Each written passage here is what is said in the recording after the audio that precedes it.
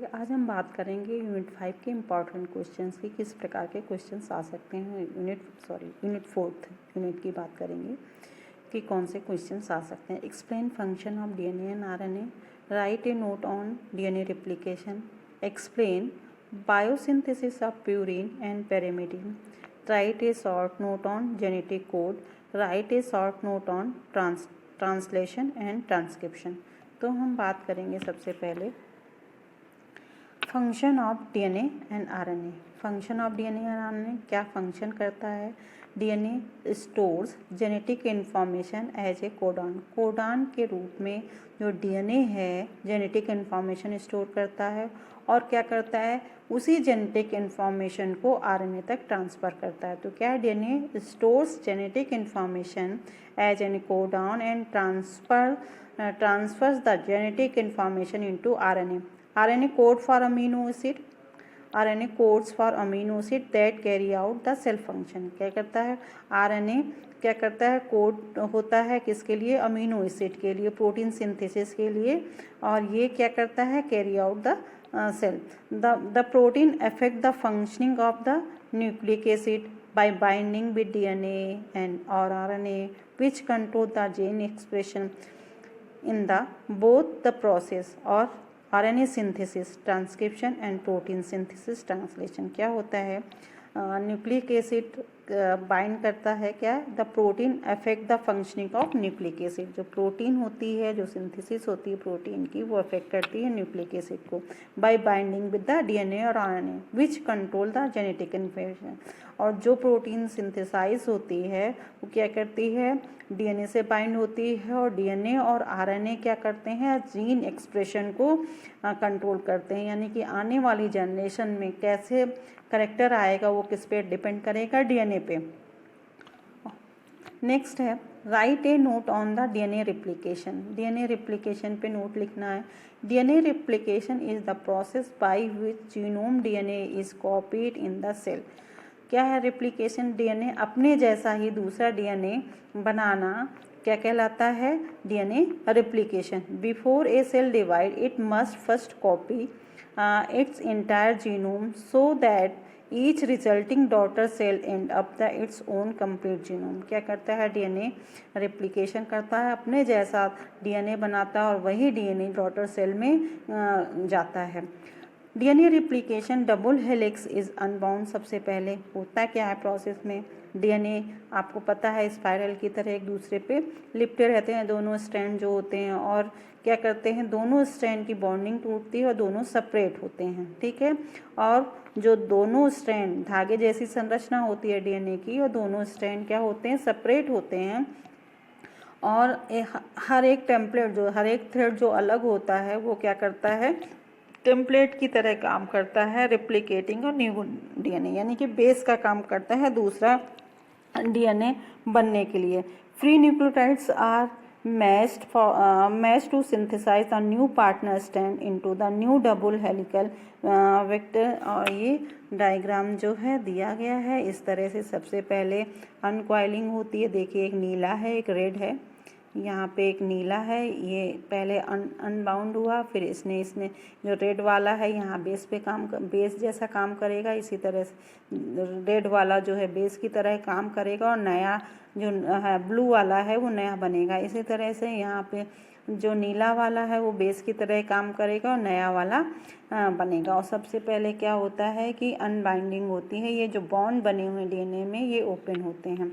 ये देखिए हमारा ये जो है क्रोमोसोम्स हैं, क्रोमोसोम की अनकॉइलिंग हो रही है। उसके बाद क्या हो रहा है कि यहाँ पे बॉन्डिंग टूट रही है और ये हमारा नया डीएनए बन रहा है। Explain biosynthesis of purine and pyrimidine. Purine और पेरिमिडिन की हमें बायोसिंथेसिस पढ़नी है। बायोसिंथेसिस ऑफ प्यूरिन दो तरीके से होती है, डी नोवा और साल्वेज सिंथेसिस। डी नोवा जो होती है ये कहाँ होती है, लीवर में होती है और ब्लड सेल्स में नहीं होती है ना। D Nova synthesis of purine nucleotide is a totally new synthesis of purine. इसमें क्या होता है, टोटल नया सिंथेसाइज होता है, और ये लीवर में होती है आपकी, और ब्रेन और आरबीसी में नहीं होती है, ठीक है। और उसके बाद क्या होता है, the pathway supplies ribose sugar for the formation of nucleotides. क्या होता है, राइबोलोज शुगर जो होती है आपकी डी राइबोलोज 5 फास्फेट जो है सर्व करती है, स्टार्टिंग मटेरियल की तरह काम करती है यूरिन सिंथेसिस में, यानी कि स्टार्टिंग मटेरियल जो है डी राइबोज 5 फास्फेट होता है और जो कि प्रिकर्सर का काम करता है, precursor for the member of the purine ring. और कौन कौन से जो प्यूरिन रिंग में N1 is contributed by the nitrogen of aspartate, और इसमें जो बेस पेयर होते हैं A और G होते हैं ना, तो N1 is contributed by the nitrogen of the aspartate, N3 and N9 arises from the amide nitrogen glutamine, and C2 and C8 from the originate from the formate, C6 derive from the temporary carbon dioxide, C4 C5 and N7 taken from the glycine।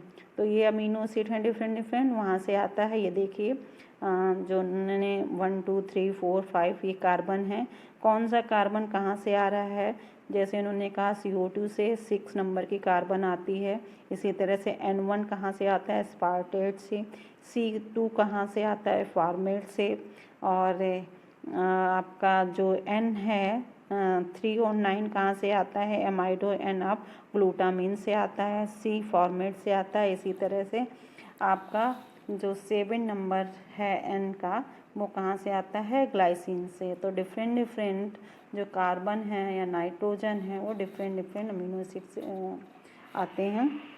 Next है activated from the D ribulose 5 phosphate that is phosphoribosyl pyrophosphate serves as a starting material. क्या है, फास्फोराइबोसिल पायरोफास्फेट जो है क्या करता है, starting material की तरह काम करता है, और क्या करता है, accept the alpha amino acid from the glutamine to give 5 फास्फोराइबोलेज।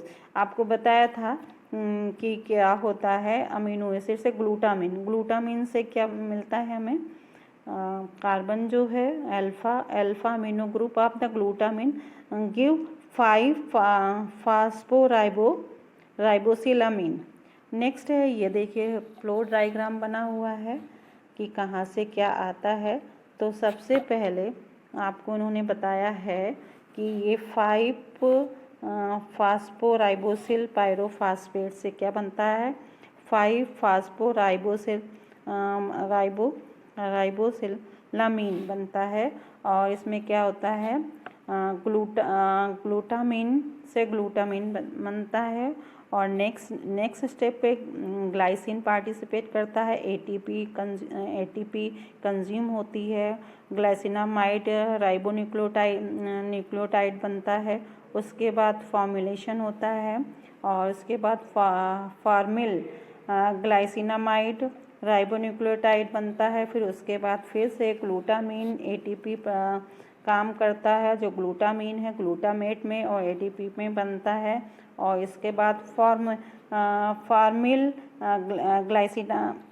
ग्लाइसिनामाइड जो है राइबोन्यूक्लियोटाइड आपकी फिर से एटीपी कंज्यूम करती है और 5 अमीनो इमिडाजोनिन न्यूक्लियोटाइड बनाती है, फिर कार्बोक्सी बनता है, कार्बोक्सी AIR बनता है, फिर एस्पार्टेट बनता है, फिर उसके बाद लास्ट में 5 अमीनो इमिडाजोल 4 सक्सिनोमाइड राइबोन्यूक्लियोटाइड बनता है, और आपका फिर से राइबोन्यूक्लियोटाइड बनने के बाद फ्यूमरेट बाहर निकलता है और आपका बनता है 5 अमीनो इमिडाजोल 5 कार्बोक्सिमाइड राइबोन्यूक्लियोटाइड बनता है। उसके बाद फॉर्मुलेशन होता है और आपका फॉर्मिल 5 अमीनो इमिडाजोल 4 कार्बोक्सिमाइड राइबोन्यूक्लियोटाइड बनता है, और लास्ट में IMP बनता है, इनोसिन 5 मोनोफॉस्फेट बनता है लास्ट में।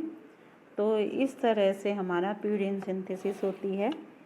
अब the ring formation complete to form the inosinic acid IMP further aminated from the AMP। और लास्ट में biosynthesis of pyrimidine।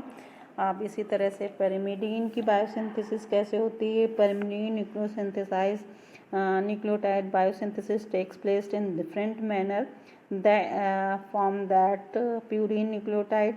The 6-membered pyrimidine ring is made first and then attached to the ribulose 5-phosphate. Next है the synthesis begin with the carbon dioxide and ammonia containing compound to form carbamoyl phosphate से बनता है